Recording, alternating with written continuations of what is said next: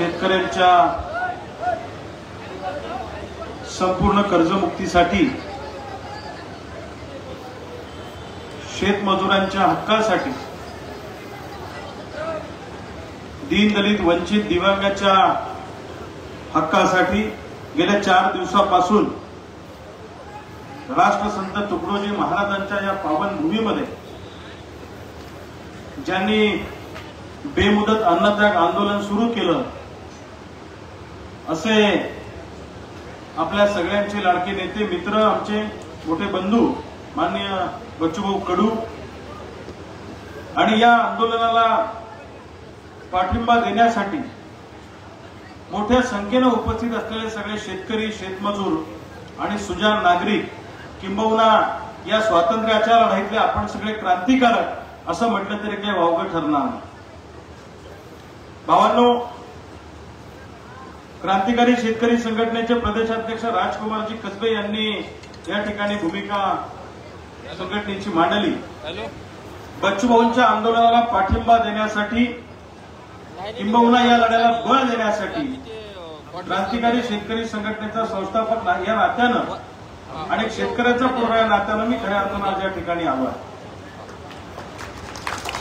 ही लढाई बच्चूभाऊंनी हाती घेतली आहे. ती लढाई आम्ही सगळे वेगळ्या वेगळ्या भागात लढत असतो. मी गेल्या महिन्याभरापासून महाराष्ट्राचा दौरा करतोय. शेतकऱ्यांच्या कर्जमुक्तीसाठी, हक्काच्या पीक विम्यासाठी, शेतमजुरांना सुरक्षा मिळावी म्हणून महाराष्ट्रातल्या 19 जिल्ह्याचा दौरा करून आज बच्चूभाऊंच्या आंदोलनामध्ये सहभागी होण्यासाठी मी या ठिकाणी आलो आहे. काय झालं, या राज्यामध्ये शेतकरी पोरका झालेला आहे. शेतकऱ्यांना असं वाटतं की आता आमचा कोणी वाली नाही, आमच्यासाठी कोणी बोलणारा नाही, अशी भावना या राज्यातल्या शेतकऱ्यांची तयार झाली. आणि अशामध्ये बच्चूभाऊंनी एक आशेचा किरण, एक आश्वासक आंदोलन या उपोषणाच्या, अन्नत्यागाच्या माध्यमातून या ठिकाणी उभं केलं. काय आहे, आता मलाही चळवळीमध्ये 22 वर्ष झाले मी काम करतो. बच्चूभाऊंचा माझा खूप जवळचा स्नेह आहे. काय होतं, आम्ही उपोषणाला बसलो की सगळे लोक, परिवाराचे तुमच्यासारखे लोक आम्हाला समजावून सांगतात की आता शेवटचं उपोषण पुन्हा करायचं नाही, आणि आम्ही म्हणतो की आता हे शेवटचं.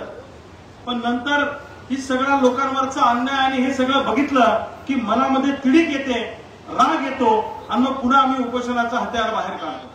मी तुम्हाला सांगतो, सगळ्यात कठीण आंदोलन जगाच्या पाठीवर जर काय असेल तर उपोषण आणि अन्नत्याग आहे. सगळ्यात कठीण आंदोलन. 2-4 जणांना नेऊन मारलं, ठोकलं, कपडे काढले, वरतून खाली फेकलं तर चालतंय, पण हे आंदोलन म्हणजे सगळ्यात कठीण आंदोलन आहे. त्यामुळे बच्चूभाऊंनी हा आंदोलनाचा अत्यंत कठीण मार्ग या ठिकाणी पत्करला आहे. मी त्यांना सल्ला देण्या इतका अजिबात मोठा माणूस नाही, कारण मी पण असं सातत्यानं करत असतो. माझ्या घरचे तर माझ्याकडून शपथ घालून घेतात की शपथ सांगा तर पुढे उपोषण करणार नाही. आणि बच्चूभाऊंचं आंदोलन, उपोषण हे अत्यंत प्रामाणिकपणे असतं. आज महाराष्ट्रातला शेतकरी मरणाच्या दारात उभा आहे. रोज दिवसाला 10 शेतकरी आत्महत्या करतायत, असं खुद्द एका कॅबिनेट मंत्र्यांनी विधानसभेच्या सभागृहामध्ये सांगितलंय. आणि असं असताना या राज्यातलं सरकार शेतकऱ्यांचं अस्तित्व संपवण्याच्या दिशेनं, चळवळी संपवण्याच्या दिशेनं निघालेलं आहे. इंग्रजांच्या पेक्षा सुद्धा भयंकर दादागिरी आणि दहशतीचं काम हे सरकार या ठिकाणी करत आहे. म्हणजे इंग्रज किमान ओळखू येत होते, गोरे होते. ही औलाद आपल्या शेजारचीच आहे, आपल्यासारखीच दिसती. आपलाच मावळ भाऊ आहे, आपलाच साडभाऊ आहे, आपलाच भाडखाऊ तिथे जाऊन बसलाय. त्यामुळे समजत नाही हे आपलं आहे का बाहेरचं आहे. ते आपल्यात आलं की आपल्यासारखं बोलतंय, तिकडे गेलं की तिकडच्या सारखं बोलतंय. त्यामुळे शत्रू नेमका आपल्याला कळत नाही. इंग्रज कसे होते, गोरे होते, त्यामुळे पटकन ओळखू येत होते. पण म्हणजे आपले जुने म्हातारे म्हणायचे, अजून सांगताय म्हातारं माझं, आणि बरं होतं बेटा ते इंग्रजी राज. म्हणजे इंग्रज पुरले पण ही औलाद पुरली नाही. आज या देशाचा अन्नदाता बळीराजा जर आत्महत्या करतोय, गळफास घेतोय, तरी हे सरकार काही करायला तयार नाही. रोम हा देश ज्यावेळी जळत होता त्यावेळी रोमचा राजा बिगुल वाजवत बसला होता, तशी आज या महाराष्ट्रातल्या सरकारची अवस्था आहे. महाराष्ट्रातला शेतकरी जळतो आहे, मरतो आहे, आणि सरकार मात्र मुंबईची महानगरपालिका कशी हातील, जिल्हा परिषद पंचायत समित्या कशा आम्हाला जिंकता येतील, आणि पैशाच्या जोरावर सरकार आम्हाला कसं बनवता येईल, आणि सत्तेतून पैसा आणि पैशातून सत्ता कशी मिळवता येईल, या दृष्टीने या सरकारचे प्रयत्न सुरू आहेत. शेतकऱ्यांची अवस्था तर एवढी वाईट आहे की आपल्या पोरांचे लग्न सुद्धा व्हायला तयार नाही. मी तर कधी कधी म्हणतो, बच्चू भाऊ, तुम्ही अनेक वेळा भाषणातून म्हणता की हे शेतकरी एका ठिकाणी येत नाही, कशालाच आपण यांच्या नादाला लागलो. माझी बायको तुम्हाला नेहमी म्हणते की तू अंगणवाडीच्या बायकांची संघटना कर, पण यांच्या नादी लागू नको. अंगणवाडीच्या बायकांचा मोर्चा काढला की त्या मोर्चात बी येतात आणि 100 रुपये बी आणून देतात. तुम्ही 100 रुपये तर सोडा, पण तुम्हाला आणायचं असलं तर काय काय कृत्य आम्हाला करावं लागतं. मला कधी कधी वाटतं, बच्चू भाऊ, या बिना लग्नवाल्यांच्या पोरांची संघटना केली तरी ती मजबूत होऊ शकते आपल्यासाठी. हे गावलेलं पोरं आपल्या खेड्यापाड्यातले 40-40ची झाले नाही. एकमेकांकडे पाहू नका. आमची तीच अवस्था होती, पण आम्ही आमचा मेळ बसून घेतला. बच्चू भाऊचं मला माहित नाही, पण माझं तसं होतं, केसेस खूप झाल्या तर मी बायकोच वकील करून घेतली, म्हणजे फिरायचं काम नाही, टेन्शन नाही. आता 100च्या पुढे तर झाल्याच केसेस, अजून 50-100 बी झाल्या तरी काय अडचण नाही. तसं आपल्याला कोण पोरगी देते मला सांग. फार अवघड अवस्था आपली खेड्यापाड्यातल्या लोकांची आहे. 1972 साली 1 क्विंटल कापूस आणि 1 तोळा सोनं बरोबरीत होतं. आज सोन्याचा भाव किती आहे? तोळ्याचा 1,98,000. 1 लाख. जीएसटी पकडून तुम्हाला कोणाला सोन्याचा भाव परफेक्ट सांगता येणार नाही, कारण तुमचा सोन्याचा दूरदूरपर्यंत संबंधच नाही. लक्षात घ्या. तुमचं नाही, तुम्हाला फक्त मोडायचा भाव माहित आहे, तुम्हाला घ्यायचा भाव माहित नाही. आमच्या मायच्या गळ्यात तुम्ही मंगळसूत्र सोडून सगळं कार्यक्रम लावून टाकेले, आणि मंगळसूत्रही आता ओरिजिनल विकलं, डुप्लिकेट घातलंय गळ्यात, कारण ते ठेवायला लागतंय नवऱ्याचं लायसन्स म्हणून. ही अवस्था काही तुम्ही स्वतःहून केलेली नाही. 1972 साली जर 1 क्विंटल कापूस आणि 1 तोळा सोनं बरोबरीत होतं, तर आज सोन्याच्या तोळ्याचा भाव जर 1 लाख रुपये तोळा असेल, तर कापसाचा भाव सुद्धा 1 लाख रुपये पाहिजे होता. बरोबर आहे का? आणि मायच्या जर 1 लाख रुपये कापसाला भाव असता, तुम्ही कशा मराठीत आले असते? हे बच्चू, आम्ही जर आंदोलन करा तुमच्या गावात आला असतो, तर तुम्ही 5व्या मजल्यावर आम्हाला सांगितलं असतं, आगे जाओ, आज सोने का मूड आहे. तुमचा मी मेळ पांगेलाय, तुमचा मेळ दुरुस्त करायसाठी आम्ही मरमर करतो, तर तुम्ही दुरूनच लाईन देता आम्हाला. असं झालंय की बच्चू भाऊ एखाद्या प्रस्थापित राजकीय पक्षात राहिले असते तर आयुष्यभर मंत्री राहू शकले असते. बरोबर आहे का? मोठ्या पक्षात राहिले असते. मी बी एखाद्या पक्षात असतो तर आमदार मंत्री कुठेतरी झालं होतं असतो. पण काय झालं, आम्हाला लागलाय तुमचा नाद. आम्ही तुमच्या नांदी येईन, तुम्ही दुसऱ्याच्या नांदी येईन. मला सांगा, बच्चू भाऊला उपोषण करायची वेळ आली, त्याला जेवढं सरकार जबाबदार आहे तेवढे आपण सुद्धा जबाबदार आहे. लक्षात ठेवा. आपण कुठे शेतकरी म्हणून एकत्र येतो. जर समजा आम्ही म्हटलं की मुंबईला या सगळे जण येतात का, 5 लाख शेतकरी मुंबईला, आमचं कसं आहे, दैर्य हरी पलंगावर.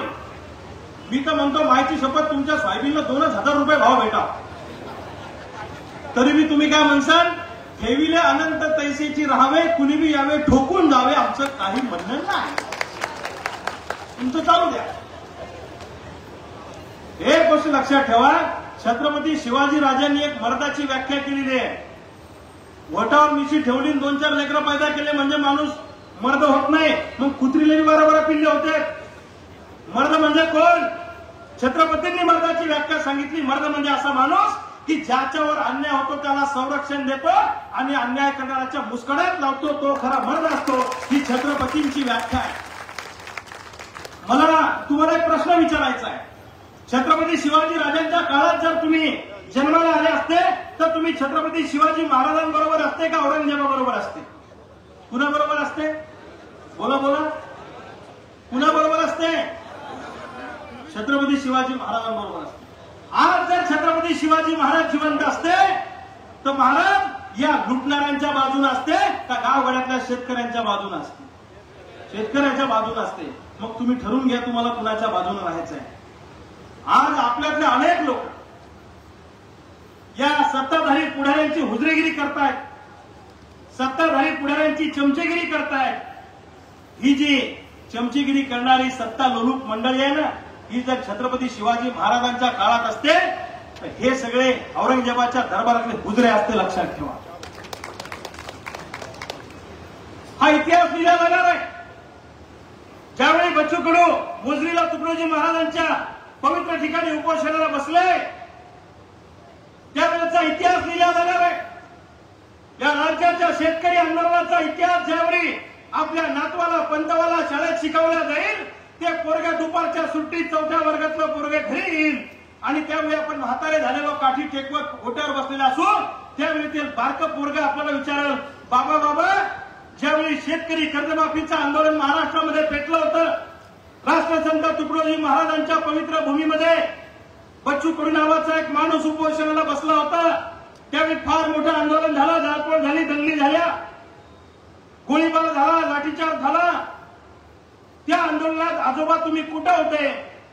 हो भावगड बरोबर आहे, बच्चू कडून आंदोलन केलं पण पोलिसाचा मार खायच्या धाकाने मी घराचा दरवाजा बंद करून तुझ्या आईजवळ झोपेल होतो.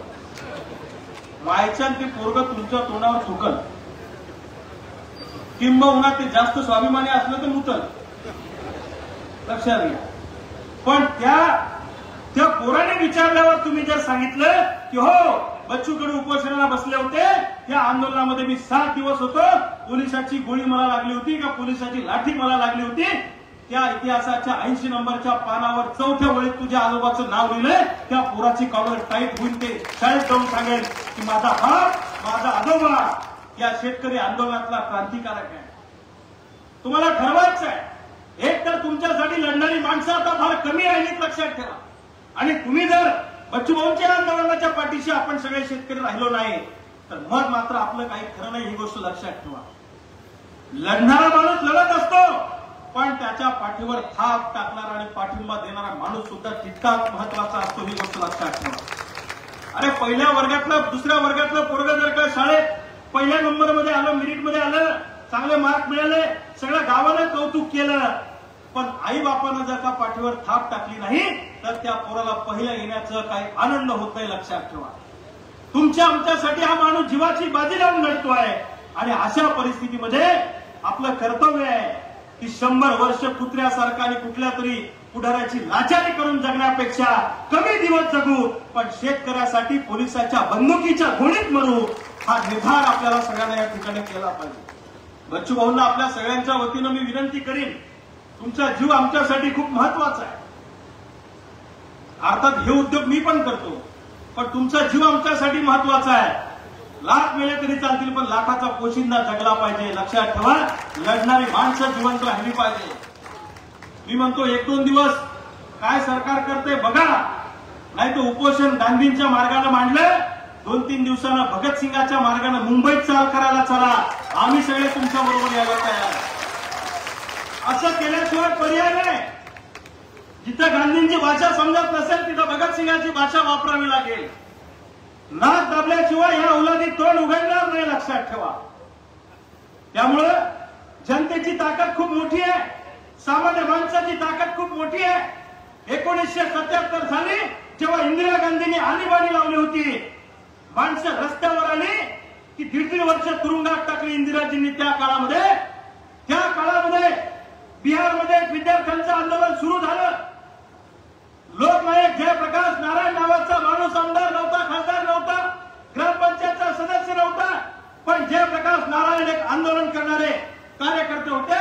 त्यांना त्या विद्यार्थ्यांनी बोलवलं आणि सांगितलं जेपी, त्यांना जेपी म्हणायचे, आमच्या विद्यार्थी आंदोलनाचं नेतृत्व तुम्ही करा. जेपींनी त्यांना काय अटी घातल्या, शर्ती घातल्या, त्या आंदोलनाचं नेतृत्व केलं. दुष्काळाच्या काळातलं बिहारचं 1977-78चं आंदोलन जेपींच्या नेतृत्वाखाली सगळ्या देशामध्ये एवढं पेटलं या देशामध्ये आणीबाणीच्या विरोधामध्ये स्वतःहून लोक 2-2 वर्ष तुरुंगात गेले आणि इंदिरा गांधीचं सरकार जाऊन या देशात प्रदेशामध्ये मोरारजी देसाईंचं सरकार आणलं. हे काम लोकनायक जयप्रकाश नारायण नावाच्या माणसाने करून दाखवलं. जनतेची ताकद खूप मोठी आहे, लक्षात ठेवा. सामान्य जनतेची ताकद फार मोठी आहे. तुम्ही आम्ही जर ठरवलं ना तर या पुढाऱ्यांना रस्त्यावर सुद्धा आपण फिरू देऊ शकणार नाही, लक्षात ठेवा. आणि हे आंदोलन नुसते अमरावतीत होऊन चालणार नाही. अख्ख्या महाराष्ट्रातला शेतकरी ऊसावाला सुद्धा आला पाहिजे, कांद्यावाला सुद्धा आला पाहिजे, सोयाबीन कापूसवाले तर आपण आहेतच. त्यामुळे सगळ्या पिकाचा शेतकरी फक्त कर्जमाफीच्या मुद्द्यावर एका ठिकाणी येऊ शकतो. त्यामुळे महाराष्ट्रातल्या शेतकऱ्यांना मी आवाहन करतो आपल्या माध्यमातून की वेळ आता भांडण्याची, ही वेळ आता लढण्याची. सगळ्यांनी एकत्र या, सगळे मतभेद बाजूला ठेवू आणि या आंदोलनाचा आपण भाग होऊ. असं केल्याशिवाय पर्याय नाही. मरताव क्या नाही करता, तशी बी तुम्ही मरणारच आहे. मरणार म्हणजे आता आपल्यावर मरायचीच वेळ आलेली आहे. जो माणूस आत्महत्या करू शकतो तो माणूस कोणालाही मारू शकतो, लक्षात ठेवा. मरताव क्या नाही करता, तशी वेळ आज आलेली आहे. आणि हे सरकारमधले लोक भित्रे आहेत.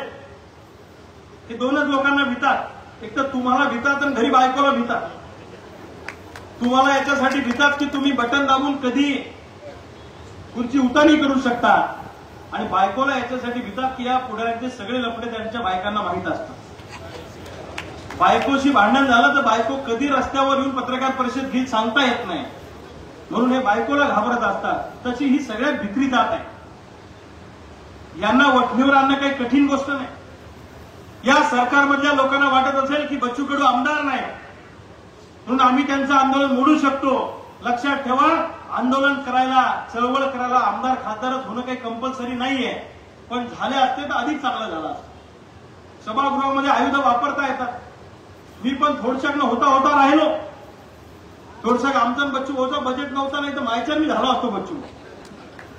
ते आता आपलं बजेट त्यावेळेला बरोबर बसलं नाही. तुम्ही मला पाठिंबा दिला असता तर मायच्या मला वेळ बसला असता. पण आता ठीक आहे, तुमचं पांगलं आमचं पांगलं पण काही हरकत नाही. आणि आमदारकी खासदारकी मिळाली नाही म्हणून आपण काही पाय खुरून मारणाऱ्यातले थोडीच आहे. आपला बाप काही आमदार नव्हता, आपला बाप काही खासदार नव्हता, आपला बाप काही मंत्री नव्हता, लक्षात ठेवा. त्यामुळे आमदार खासदार किती आहे, आमदार किती आहे महाराष्ट्रात? 288 विधानसभेच्या सभागृहात. वरच्या सभागृहात किती 78 का 77 आहे. पण तुम्हाला 50 आमदाराची नावं माहित आहे का? पण बच्चू कडूचं नाव 288 ला माहित आहे, 78 लोकांना माहित आहे. मी बी मंत्रालयात जातो, माहिती शपथ. हे 5-25 आमदार दिल्ली लावून मला भेटून जाते. ते गेल्यावर मी विचारतो याचा मतदारसंघ कोणता आहे. हा आपल्याला काय माहिती ते कुणीकडचं आहे. एक दिवस मी एका घरी बसलो, आम्ही चहा घ्यायला, हे लय मोठे लोक बसले होते. ते बाजूला एक माणूस होता. ते मला म्हणले रवी भाऊ तुमचं जमान्यात पाहिजे होतं, तुम्ही चांगले मतं घेतले, थोडक्यात हुकला. हो ना म्हणलं, हुकला आमचं जरा लोकसभेला. म्हणलं तुम्ही कुठे ते काका म्हणजे मी आमदार हो ना. आता अशी परिस्थिती आहे, तुम्ही आमदार असून जर महाराष्ट्रातला माणूस तुम्हाला ओळखत नसेल तर काय चाटायचं त्या आमदारकीला. मी सुद्धा बुलढाण्यात लोकसभेची निवडणूक लढलो. तसं बच्चू भाऊ मला वाटतं 2004 ला एकदा अपक्ष लोकसभेची निवडणूक लढले होते आणि थोड्या फरकाने पडले होते. तसंच आमचं तिकडे झालं. सुदाम काका देशमुखांना आदर्श डोळ्यासमोर ठेवून तुमचाच गिरून तुमचाच चुना आणि सुदाम काकाला निवडून आणा, असं काम आम्ही बुलढाण्याला लोकसभेला लढलो. लोकांनी मला 2.5 लाख मतं दिली आणि 4 मतदारसंघात मला लीड दिला आणि 2च मतदारसंघात मला कार्यक्रम झाला. पैसे नव्हते ना. समोरच्या उमेदवाराचा खर्च 100 कोटीच्या पुढे, आपला तर पुरा बी खर्च आम्ही 1 कोटी बी आपला मिळत नव्हता. त्यामुळं पण ठीक आहे. पण तुम्हाला हे गोष्ट सांगतो, आपल्यासाठी लढणारी माणसं पण तिथं पाहिजे. आणि राष्ट्रसंत तुकडोजी महाराज गाडगे बाबांचा विचार खऱ्या अर्थानं चळवळीच्या माध्यमातून जिवंत ठेवण्याचं काम बच्चू भाऊंनी केलेलं आहे. त्यामुळे मला त्यांचं मनापासून कौतुक वाटतं प्रत्येक वेळी.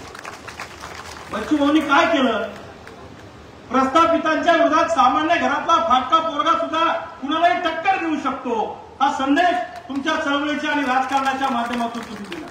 बुलढाण्यामध्ये मी लढलो, माझा पराभव जरी झाला असला तरी मला आनंद काय आहे, 100 कोटी खर्च करणाऱ्या आणि 7-7 वेळेस आमदार असणाऱ्या, 4-4 वेळेस खासदार असणाऱ्या माणसाला मी गल्ली बोळात फिरवलं आणि 2.5 लाख शेतकऱ्यांची एकी करून दाखवली. याच्यात मला आनंद आहे. मला याच्यात आनंद आहे. मला काय हारलं जिंकलं आपलं काय जातंय. मला एकदा लाल दिवा मिळाला होता, बच्चू भाऊलाही मिळाला होता. मी लाल दिव्याचा राजीनामा देऊन एसटीने गावाकडे आलो, त्यांना माहित आहे सगळं. त्यामुळे आमचा जीव तिथं करमत नाही. काय आहे, सीता म्हणजे कोण, नांगरता नांगरता सापडलेली भूमिकन्या या रावणानं आपल्या सीतेचा भाव मुंबई दिल्लीत नेलाय, म्हणून हनुमान म्हणून या आमदारा खासदाराला आपण तिथं पाठवतो की सीता शोधून आणा. हे तिकडे गेले, त्या रावणाच्या लंकेत सोन्याची लंका पाहून तिकडच झाले, इकडे आलेच नाही वापस. असे वापस येणारे बच्चू भाऊ सारखे फार कमी लोक आहेत, लक्षात ठेवा. त्यामुळे बच्चू भाऊ सारखी लढणारी माणसं आपण जपली पाहिजे.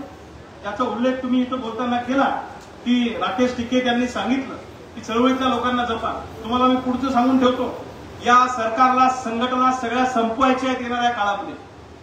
यांना शहरी नक्षलवादाच्या नावाखाली एकही संघटना महाराष्ट्रात जिवंत ठेवायची नाहीये. आंदोलन करणारा एकही माणूस जिवंत असता कामा नये. आता फक्त ते आंदोलन करणाऱ्यांना चळवळीवाल्यांना विकत घेऊ शकले नाही, लक्षात ठेवा. बाकी सगळे त्यांना विकत मिळतात. त्यामुळे चळवळी संपता कामा नये, संघटना संपता कामा नये. ही जबाबदारी तुमची आमची लक्षात ठेवा. त्याच्यासाठी वेळ प्रसंगी शहीद व्हायची वेळ आली तरी चालेल, पण हा लढा थांबता कामा नये. अशा पद्धतीने आपल्याला सगळ्यांना पुढे जावं लागणार आहे. आणि स्वातंत्र्य काय फुकट मिळत असतं का? स्वातंत्र्य म्हणजे काय बाजाराचा भाजीपाला आहे का की गेले आणि स्वातंत्र्य मिळालं? लक्षात ठेवा. आता काही लोक म्हणतील, तुम्ही इथं जे लोक भेटायला येता ना, तुम्ही घरी गेले की तुम्हाला लोक विचारतील, कारण तू तर गेलता ना बच्चूकडे जो उपोषणाला, मग झाली का कर्जमाफी? हा बोलतडी काही लोक आम्हाला विचारते, मग ते बच्चूकडे उपोषणाला बसले तर मग जसं जमन का कर्जमाफीचं? मी म्हणलं तू झोप गोधडीत, मग बरोबर जमन. देर हरी पलंगावर होणार नाही, प्रत्येकाला रस्त्यावर यावं लागेल. बच्चू कडू भाऊ काय सौची हिरो आहे का? एक फाइट में 10 लोगों को गिरा दिया. त्यांच्या हातात काय जादूची काठी आहे का? तुमची आमची ताकद त्यांच्या बरोबर उभी राहिली. आंदोलनाबरोबर जर का आपण उभे राहिलो तर निश्चितपणे 100% या सरकारमधल्या मंत्र्यांना आपण जिंकू शकतो. बरं, आता मला सोपं थोडं याच्यासाठी वाटतंय की जिल्हा परिषद पंचायत समितीच्या निवडणुका डोळ्यासमोर आहेत, बरोबर की नाही? मला वाटतं बच्चू भाऊ एक अभियानच हाती घेतलं पाहिजे. जो कर्जमुक्ती की बात करेगा वही झडपी में राज करेगा. नाही तर या चोट्याला गावात बी उधू नका मायची शपथ. गावागावात शपथ घेतल्या पाहिजे आपण की जो कर्जमुक्ती करणार नाही, सरकारमधले लोक करणार नाही, ते झेडपीला तुम्हाला मतदान नाही, पंचायत समितीला नाही, महानगरपालिका नाही. जमन का? जमन का? हो. मुठभर चिवडा, घोडभर दारू, वाटीभर रसायन, 5 वर्ष बोंबलत बसा. मग बसवा बच्चू भाऊ उपोषणाला आणि तुमचा चांगला कार्यक्रम. अरे चोट्टे जे चेहरे माहित नव्हते, ज्याने कधी मोर्चा काढला नाही, ते आमदार झाले रजा व्हायच्या. हो ना, खासदार का असे झाले त्याचा थोबाड जिंदगीत पाहिजे नाही. पण कुणी दिल्लीहून येतो इकडे खासदार होतोय, कुणी मुंबईहून येतो इकडे आमदार होतोय. आम्ही काय घंटे हलत बसायचे का? अरे आमचे बी शेतकऱ्याचे पोरं गेले पाहिजे ना सभागृहामध्ये. तुम्ही बी आता तुम्हाला वाईट नका वाटू देऊ, तुम्हाला बी बारक्या गडी चालत नाही आमच्यासारखा, तुम्हाला बी मोठाच लागतोय गबऱ्या मालवाला. काय पाहिजे गबरे? आम्ही काय कमी आहे का? अरे आम्ही तुमच्या सगळ्या बाबतीत मरायला तयार राहायचो, पण आपले बी लोक असं आहे. तुम्हाला सांगतो, महाराष्ट्रात शेतकऱ्यांची संख्या किती हो? 25% बी शेतकरी एकत्रित आले तर तुम्हाला उपोषणाला बसायची वेळ येत नाही. बरोबर आहे का चूक आहे? नुसतंच बरोबर आहे म्हणू नका, हे आपल्याला करावंच लागणार आहे. आणि पैशात मतं विकत घेण्याचा जो कार्यक्रम चालू आहे, याच्यामुळे या लोकांची हिंमत वाढली आहे. फार कठीण परिस्थिती आहे. याच्यासाठी चळवळ आणि आंदोलन टिकलं पाहिजे, एवढं डोक्यात ठेवा. नाही तर काही लोक निगेटिव्ह असतात. आंदोलन करून कुठे जमते का? मोर्चे काढून कुठे होत असते का? उपोषण करून कुठे होत असते का? मग काय करून होत असते? हे करावंच लागणार. स्वातंत्र्य सुद्धा आंदोलनातून मिळालेलं आहे. या देशाला इंग्रजांना जायला 150 वर्ष लागले. शेतकऱ्यांचा लढा हा काही काल परवा 10-20 वर्षात तयार झालेला लढा नाहीये. महात्मा फुलेंनी सुद्धा शोषणाच्या विरोधात लढाई केली. स्वर्गीय शरद जोशी साहेबांनी सुद्धा आयुष्य उद्ध्वस्त केलं शेतकऱ्यांसाठी.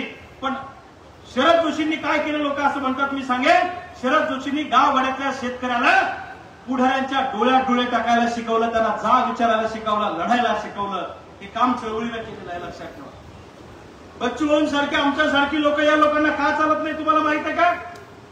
आम्ही तुम्हाला तुमची लिडरशिप पुढे आणतो. आता प्रत्येक गावात एक सत्ताधारी पक्षाचा गट, एक विरोधी पक्षाचा गट आहे. त्यात आमचा 3रा गट आम्ही उभा केला. त्याच्यामुळे आम्ही चालत नाही. फाटक्या घरातली 2 एकरावाली मजुरी करणारी पोरं जर गावात नेते होत असतील तर कोणत्याही प्रस्थापित पुढाऱ्याला चालणार नाही, म्हणून हे लोक आमचा काळ करतात. तर आमचं काय धुरण भांडण आहे का? आता मला बी लोकसभेला पाडायला, जसं तुम्हाला पाडायला सगळे एक आले तसे मला बी लोकसभेला पाडायला सत्ताधारी तर आले पण विरोधी बी आले. त्या विरोधी पक्षाला असं वाटतंय एकदा हा झाला तर 25 वर्ष हा उरावरून उठणार नाही. म्हणजे सत्ताधारी पक्षापेक्षा जास्त भीती आमच्या लोकांची विरोधी पक्षाला बी वाटते. लय कठीण परिस्थिती आहे. त्यामुळं आपली लढाई आपल्याला करावी लागणार नाही. कोणी दिल्लीहून येणार नाही, कोणी मुंबईहून येणार नाही, कोणी सेलिब्रिटी येणार नाही. आपले सेलिब्रिटी हेच आहेत, आपणच आपले सेलिब्रिटी आहे. आणि हे आंदोलन आपल्याला अतिशय ताकदीनं नेटानं पुढे न्यावं लागेल. आंदोलन उभं करणं हे काही साधं सोपं काम नाही, लक्षात ठेवा. याला प्रचंड कष्ट करावे लागतात. आणि शेतकऱ्याचं आंदोलन हे काही जाती धर्माचं आंदोलन नाहीये. जातीसाठी तर एका मिनिटात लोक रस्त्यावर येतात. हिंदू खतरे में है, लगे काढते आमचे पोरत तलवारी. दिल्ली से कोई तो भी बोलता है कि मुसलमान खतरे में है, बम्बई से कोई तो भी बोलता है हिंदू खतरे में है. निकालो तलवारें, चलो हिंदू खतरे में, मुसलमान खतरे में. कधी आले खतरे में? आम्ही त्याच्या घरी शिरखुर्मा खायला जातो, दिवाळीचं फराळ करा ते आमच्या घरी येतात. आम्ही त्याच्या कामाला जातो ते आमच्या कामाला येतात. निवडणूक आली की हिंदू खतरे में येतोय, मुसलमान खतरे में येतोय. आणि शेतकरी खतरे में आला तर कोणी विचारायला तयार नाही. ही शरद जोशी म्हणायचे की ज्या ज्या वेळी शेतकऱ्यांचं आंदोलन उभं राहतं त्या त्यावेळी जातीयवादी गिधाडा फिरत्या घालून येऊ द्या त्यांना, ते हिंगोलीहून आले पाठिंबा द्यायला. ज्या ज्या वेळी शेतकऱ्यांचं आंदोलन उभं राहतं त्या त्यावेळी जातीयवादी गिधाड हिरट्या घालून ही आंदोलनं संपवायचा प्रयत्न करत असतात, लक्षात ठेवा. त्यामुळं या जातीवादी गिधाडांना या आंदोलनापासून दूर ठेवून शेतकऱ्याचा कट्टरवाद घराघरामध्ये तयार झाला पाहिजे. आणि शेतकऱ्यांच्या पोरांनी भगतसिंगाचा आणि क्रांतिसिंह नाना पाटलाचा अवतार घेऊन या स्वातंत्र्याच्या लढाईमध्ये उतरलं पाहिजे, अशी विनंती करायला खऱ्या अर्थानं मी आज या ठिकाणी आलेलो आहे. आतून पेटलो पण हळूवार बोलतो मी, आतून पेटलो पण हळूवार बोलतो मी, काही विशेष नाही व्यवहार बोलतो मी, बेमान जहालेला एक एक राग ठेचू, येत्या नव्या युगाचा निर्धार बोलतो मी, येत्या नव्या युगाचा निर्धार बोलतो मी. भावांनो, हा निर्धार पक्का करूया, हे आंदोलन मोठे करूया. आणि या सरकारच्या मानगुटीवर बसून कर्जमुक्ती मिळवल्या, कर्जमाफी नाही, कर्जमुक्ती, माफी मागायला आपण चूक केलेली नाही. आमच्या विजूभाऊला माहित आहे, जेव्हा पिकलं तेव्हा लुटलं, आता देणं घेणं फिटलं. सरकारने काय केलं, आपल्याच खिशावर दरोडा घातलाय. म्हणजे आमच्या खिशावर दरोडा घातला आणि ताई त्याच्यातले 1,500 तुम्हाला दिले लाडक्या बहिणीला. आमच्या खामगावच्या बाजारात आमच्या बुलढाण्याचा एक माणूस सोयाबीन विकायला आला. 50,000 रुपयाची त्या म्हाताऱ्या माणसानं सोयाबीन विकली आणि बस स्टँडवर त्याचा खिसा हरला. तो माणूस रडत बसला. सगळी गर्दी जमा झाली. कस काय झालं, कुणीकडे चोर गेला, चोर इकडे गेला, चोर तिकडे गेला. एवढ्या गर्दीत एक सज्जन माणूस पुढे आला आणि त्या माणसानं 500 रुपये काढून त्या शेतकऱ्याला दिले आणि सांगितलं, हे भाड्याला ठेव, जेवायला ठेव आणि माझा मोबाईल नंबर घ्या काका, आणि काही अडचण असली तर मला फोन करा. म्हाताऱ्या माणसाला बरं वाटलं. त्याला वाटलं जेवायची सोय झाली, भाड्याची सोय झाली. घरी गेला, म्हाताऱ्याला सांगितलं आपल्या दोघांची मेहनत पूर्ण वाया गेली. वर्षभर आपण दोघांनी शेतात केलेली मेहनत वाया गेली. चोरानं 50,000 रुपये खिशातले चोरून नेले खामगावच्या बस स्टँडवर. पण एक देव माणूस मला भेटला, त्या माणसानं मला खिशातले 500 रुपये काढून दिले. माझं जेवण झालं आणि मी घरापर्यंत येऊ शकलो नाही तर मला पायी यावं लागलं असतं. त्या माणसाला आपल्या घरी आपल्याला जेवायला बोलवायचं आहे असं त्या म्हातारीला सांगितलं. आणि 4 दिवसानं त्या म्हाताऱ्याला कळलं, ज्यानं भाड्याला 500 रुपये दिले होते त्यानंच 50,000 खिस्सा आणला होता. आलं का तुमच्या ध्यानात? लागली का लाई? ताई, आमच्या सोयाबीनवर यानं दरोडा घातला, आमच्या कापसावर दरोडा घातला आणि त्याच्यातले 1,500 काढून तुम्हाला दिले. बरोबर आहे का? तसा धंदा हा सुरू आहे. म्हणजे लाखानं हाणायचं आणि 1,500 बहिणीला द्यायचं. मला सांगा, सरकारच्या तिजोरीत पैसे नाही म्हणून आमदारा खासदाराचे पगार थांबले का? मंत्र्यांचे पगार थांबले का? मंत्र्यांवर होणारा सरकारी खर्च थांबला का? अजिबात नाही. जर सरकारच्या तिजोरीत पैसा नाही, महाराष्ट्र संकटात आहे, तर 5 वर्ष एकाही आमदारा खासदाराला, कलेक्टरला, सचिवाला पगार देऊ नका. 5 वर्ष त्यांना तसं जगू द्या जसं आम्ही जगतोय. आणि लयच कलेक्टरची अडचण असेल, लयच सेक्रेटरीची अडचण असेल तर त्याच्या बायकोला 10-12 म्हशी घेऊन द्या. कलेक्टरच्या बायको रस्त्याच्या सुलपूला वळण का फरक पडतो? मरतंय का ते? सांगायचं तात्पर्य असं की आम्हाला पैसे द्यायचे असले की तुमच्या तिजोरीत पैसे नसतात आणि आमदार खासदारांचे पगार करायला मात्र तुमच्याकडे पैसे असतात। आज संध्याकाळी आम्ही पंजाबराव देशमुख साहेबांच्या गावामध्ये पापड गावामध्ये शेतकऱ्यांची प्रचंड मोठी सभा त्या ठिकाणी कर्जमुक्तीच्या मुद्द्यावर घेतलेली आहे। आज अमरावती जिल्ह्यातच आम्ही शेतकऱ्यांना भेटतोय आणि या आंदोलनाला बळकटी कशी मिळेल या दृष्टीनं आम्ही प्रयत्न करणार आहे। राह में खतरे बहुत है, ठहरता कौन है? राह में खतरे बहुत है, ठहरता कौन है? मौत कल क्यों आज आ जाए, डरता कौन है? तेरे लश्कर के मुकाबिल मैं अकेला हूं मगर फैसला मैदान में होगा, मरता कौन है? फैसला मैदान में होगा, मरता कौन है? धन्यवाद। जय हिंद, जय विदर्भ। जोरदार टाळ्या। या ठिकाणी एक अत्यंत महत्वाची सूचना आहे। ज्यावेळेला रविकांत सर तुमचं भाषण सुरू होतं त्यावेळेला मुंबई प्रहार दिव्यांग मंत्रालयात घुसलेला आहे आणि सध्या मंत्रालयात मोठं आंदोलन दिव्यांग संघटनेत चालू आहे। मी विनंती करतो टीव्ही लावा आणि हे लोकांना ते आंदोलन चालू द्या। सगळ्या टीव्ही चॅनल लावा। या ठिकाणी या राज्याचे माजी शिक्षण मंत्री रोजगार हमी मंत्री वसंतजी पुरके यांचं आगमन झालेलं आहे। काँग्रेसचे नेते या ठिकाणी व्यासपीठावर विराजमान झाले आहे। रविदादांसाठी खरंच जोरदार टाळ्या झाल्या पाहिजे। जसं दादांनी सांगितलं